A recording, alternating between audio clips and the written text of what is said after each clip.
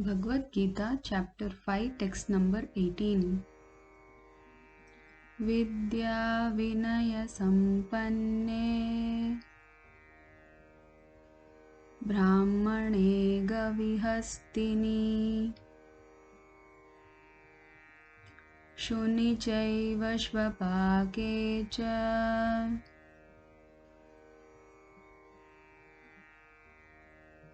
Panditah Samadarshinaha Vidya Vinaya Sampanne Brahmane Gavihastini Shuni Chaiva Shvapake Cha Panditah Samadarshinaha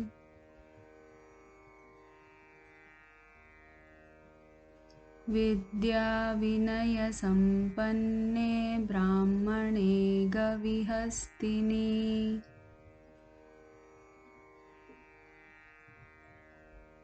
Shuni Chaiva Shvapake Cha Panditah Samadarshinaha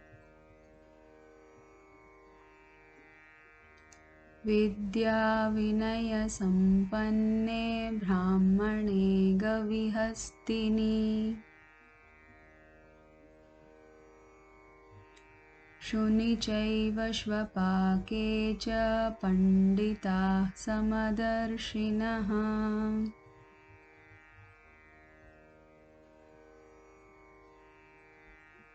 Vidya Vinaya Sampanne Brahmane Gavihastini Shuni Chaiva Shvapake Cha Panditah Samadarshinaha.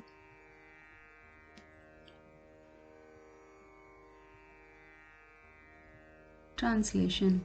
The humble sage, by virtue of true knowledge, sees with equal vision a learned and gentle Brahmana, a cow, an elephant, a dog, and a dog-eater outcast.